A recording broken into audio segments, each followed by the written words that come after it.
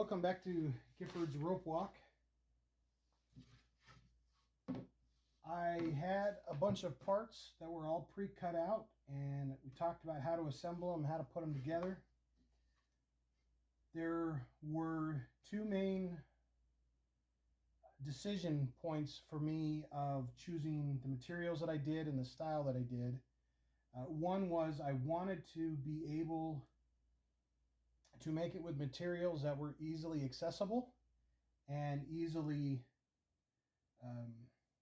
cut and carved and tooled. So if to try to make a metal one, you'd have to have a metal lathe and metal cutters and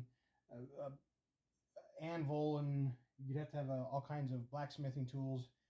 That's just out of my reach, and I wanted to make something a little simpler. So the wood was the best choice for me. And the second component of that was I wanted to be able to have a solution that was easy to cut out without having to have a bunch of tools or specialties in those tools. Like I've shown before, and if you look on YouTube, there's some really beautiful projects out there that take a lot of skills. This one I wanted to have so it was readily available that someone that's new to woodworking could make the machine. So the last two machines that we made, you might notice how clean those circles are and how clean those cuts look. And that's of course because I used a CNC machine and I didn't cut those out by my hand. Now, I think I told you that I got this material from an old TV entertainment center. That was going to get thrown away. Someone just had it on the curb. They were going to get rid of it. So I grabbed it. I have enough wood. I'm going to show you the design choices in a little bit more detail with all the numbers. And I am going to, right here on this table with you, cut out with hand tools and jigsaws and tools that are readily available, all of these things, and we're going to put it together and see if we can get that to work just like that without using a CNC, and to see if my design, it's as much of to show you, but as much to test myself too, to see if this design is feasible. Like I said, I've done the other ones by hand and it just did not come out very well, and I'm hoping that center axis that's not on this guy can help us out with it. So what I did first is there's a metal machine. If you look online, it's called the New Era or Horizon metal machine, and it has three parts to it. There's a front metal plate, and it's metal, so it's really thin. It's got a center axis, and it has three hooks on it, and then it's got little bolt plates, little bolt ears. It's got a center axis, but it's got a cross beam on it, and that's where they put the handle.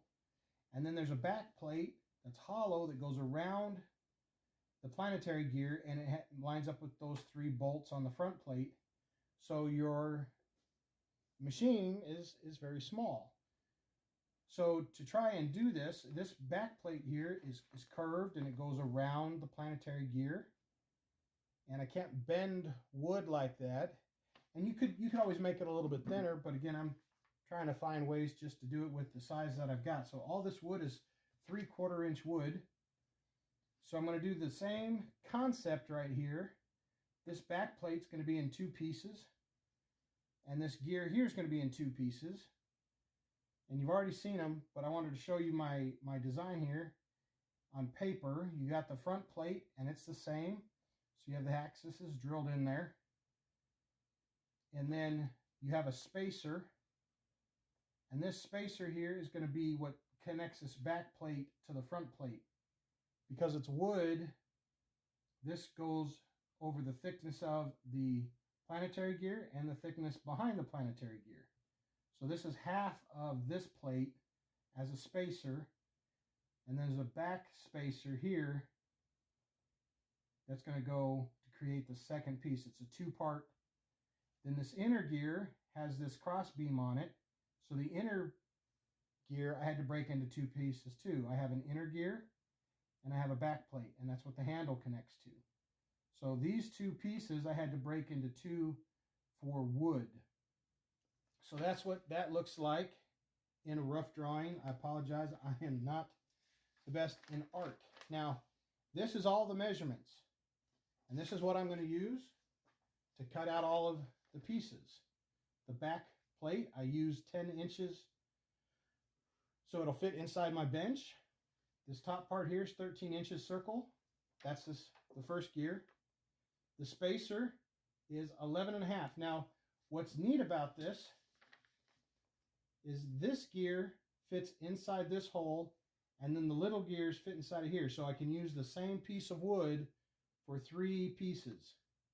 And then this back fits inside of this back gear holder. See, the inner hole's 10.5 and the back plate's 10.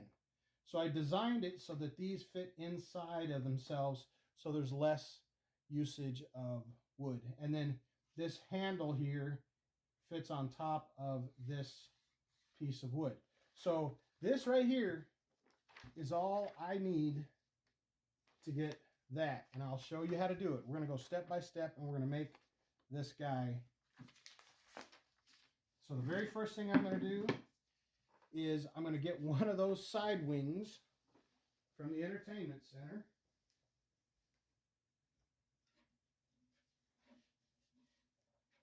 And I have to be careful because there are some brad nails. I've knocked most of the brad nails out, but there are still some in there. So you can see the holes there for the shelves, and you can see a worn piece here for the shelves in the bottom. And so what I'm going to do, I'm going to make my handle here. I guess I should have put 40 inches tall. I didn't put that on there. 40 inches seems to be pretty good height for that. And so what I'll do is I'll measure from the top 40 inches, and then I'll cut it, and then I'll use this part here for my handles. 2 handles, and then I put them together.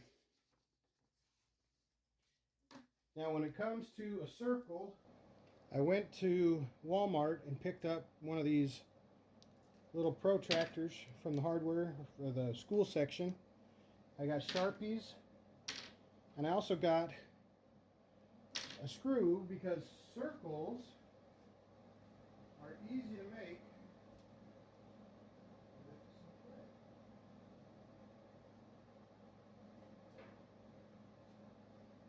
Being that we are a rope walk, we have thread galore.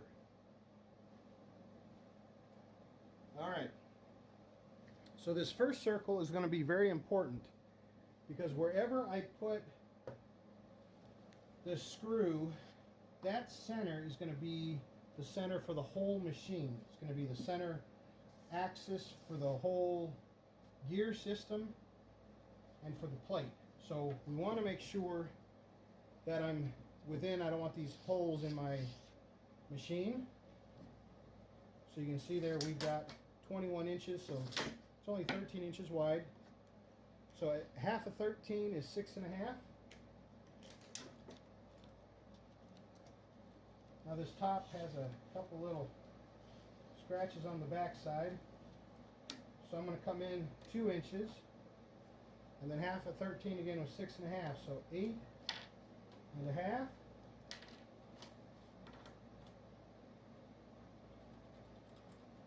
Alright. I like Sharpies, but gotta work. There we go. So 8.5. And then let me just center this guy. So that's 21, 10.5.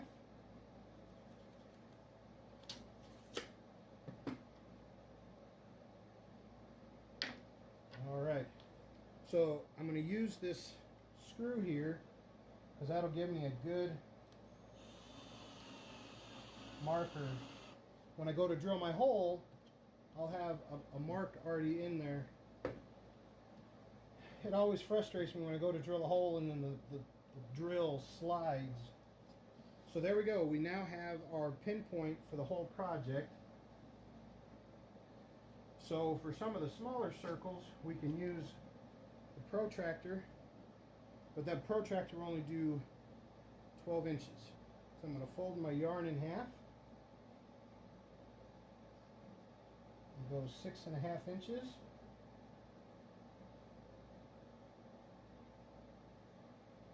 There we go.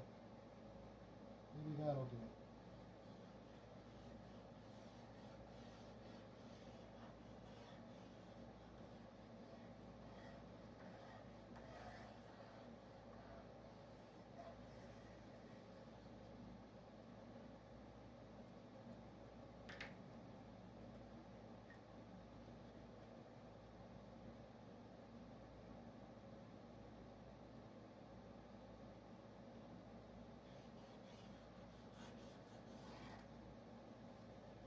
Alright, that was a little bit faded, but let me see how we did. Okay, that one is smack on. So we're going to cut that one there. Okay, so I know I'm in the center here at 10.5.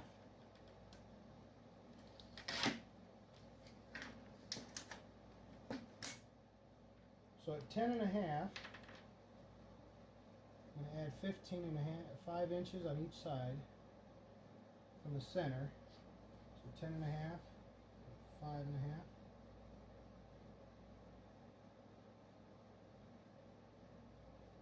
And 15.5. Now, that'll be straight till 40 inches. Now, when I put my piece together here, you might notice I have a little bit of a curve right here.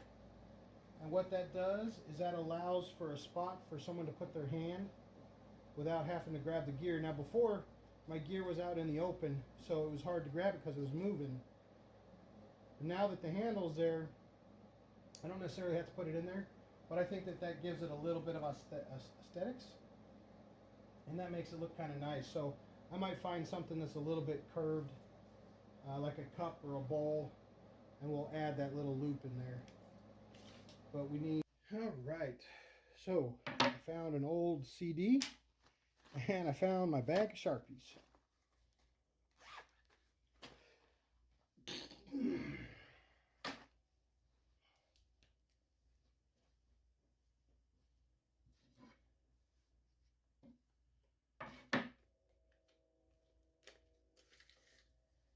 I know we're doing 40. We have 2 inches off the top. 42. 42. Oh, that Sharpie works a whole lot better.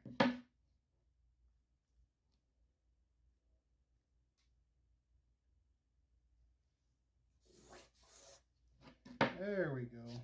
There we go. Look at that. All right.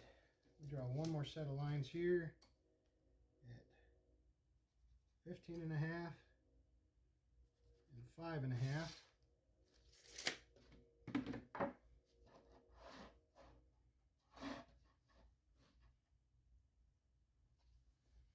Okay, so my marks are off just a little bit. So let me double check. Make sure I'm going the right way. See, there's a 1/4 inch this way, and that's about what I'm off by. The other ones I mark this way. So let me try this. So let's do 5.5 and 15.5. It's kind of funny. I was thinking about this video, and one of the concepts that I learned a long time ago is the rule of being right versus the rule of being consistent. So as long as you're consistent, you fix a lot of things. So there's not necessarily a right way to do anything, but more of a consistent way to do things. And if you're consistent, you will, in default, be right.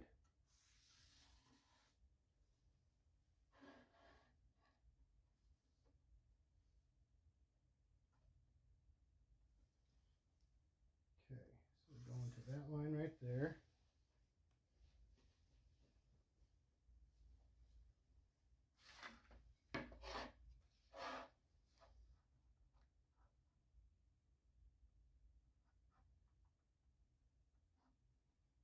There we go. I was going for that mark, but I need to go for this one. I need to put that X through that guy so I don't go for him. There we go.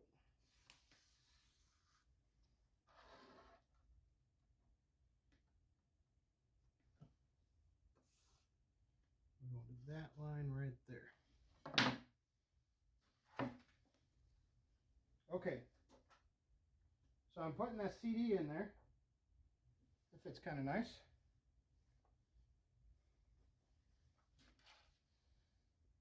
So if I put this CD in here and go like this, it lines right up with this outer circle here. Now I'm going to mark it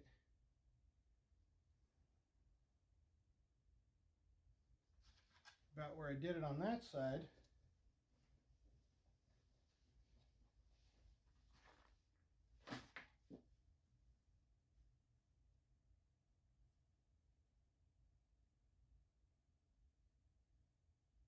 And almost looks like it hit almost right where that mark is at.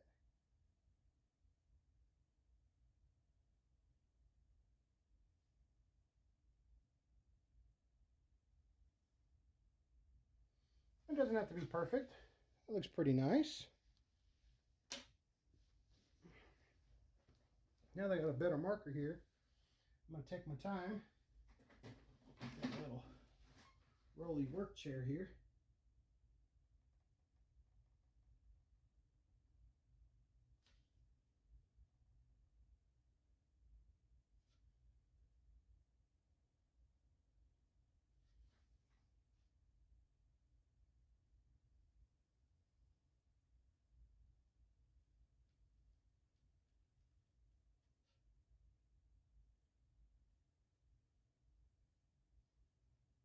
Normally I kick on some tunes. I don't know what kind of tunes I could play.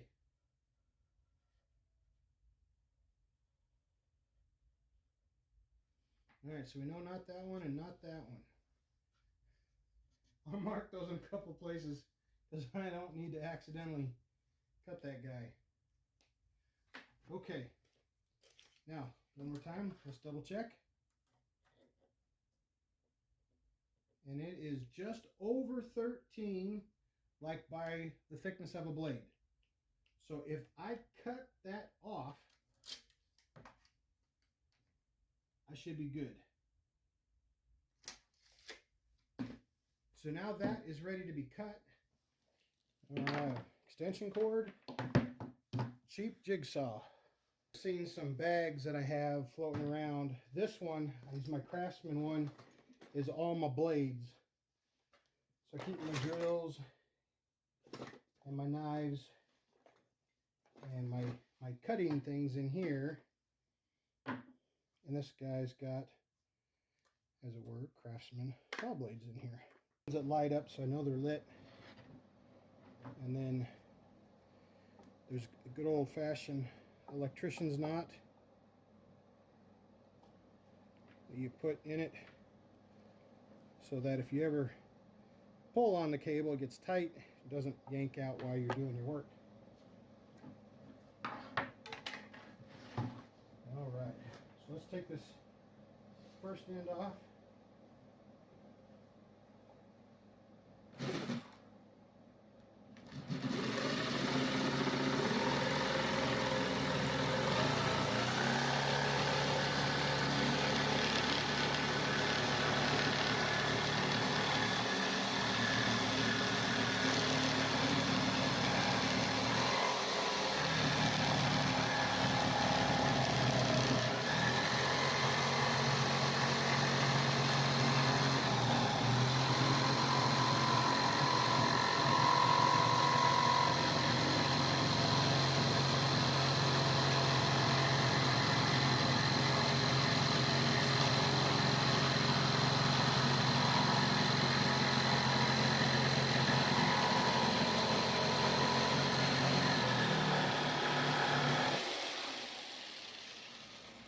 So we're going to keep this guy for our handles.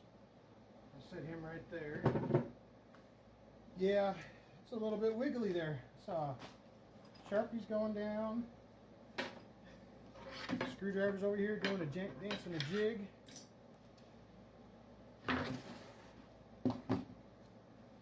Now I've got some clamps, and I may go get some here in just a bit, but I don't mind doing a little freestyle hands here.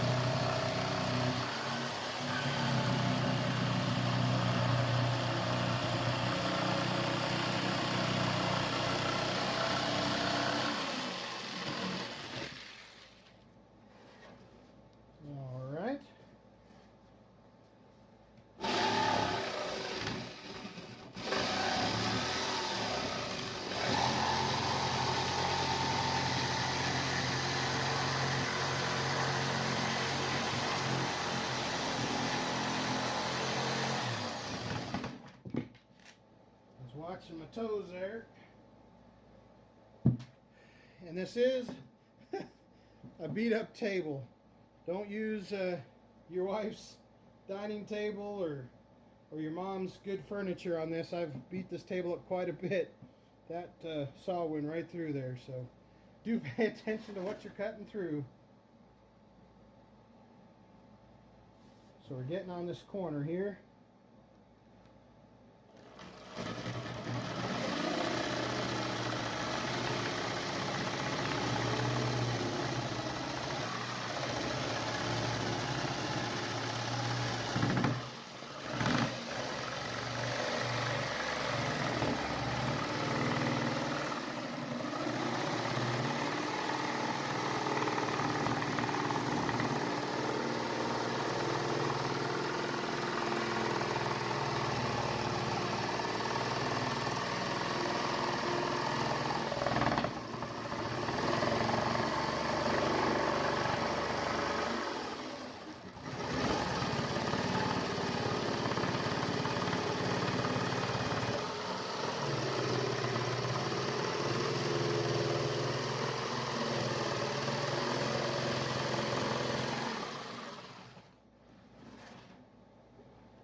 Okay, I'm working hard, staying right inside that line.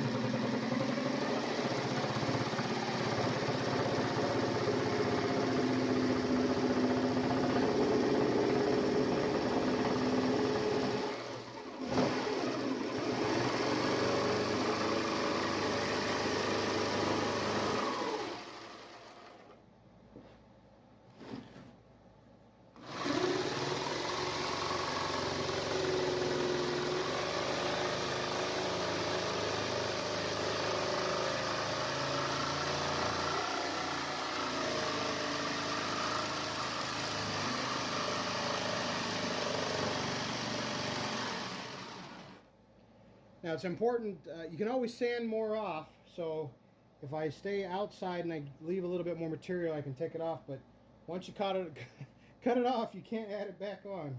So keep that in mind.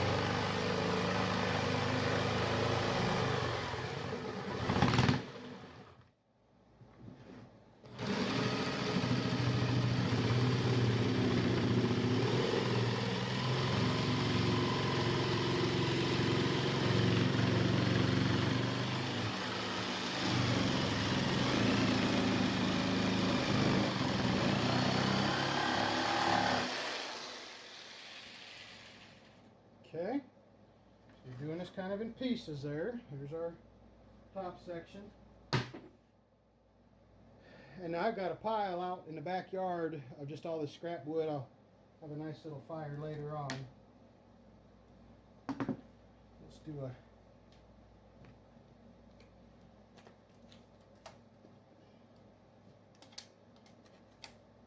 a $13.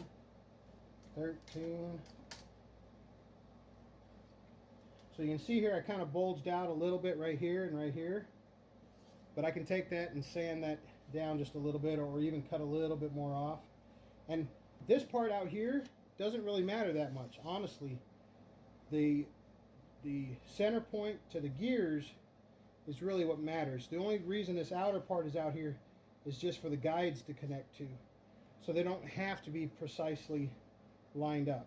So, but with that little bit of a gap, I can sand that off, and I can sand that little nub off, and we can get there. So we just got this one last part here to go.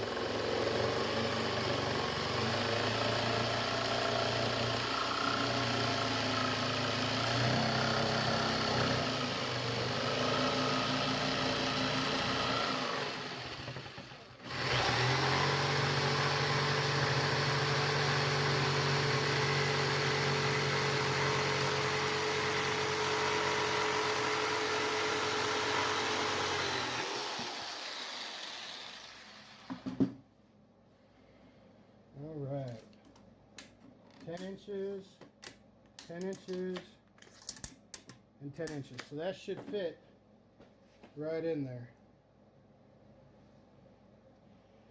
The other tidbit of wisdom I wanted to share was, if you don't have all the right tools, doing these kinds of projects are a great excuse, reason to upgrade your tools or get you a tool.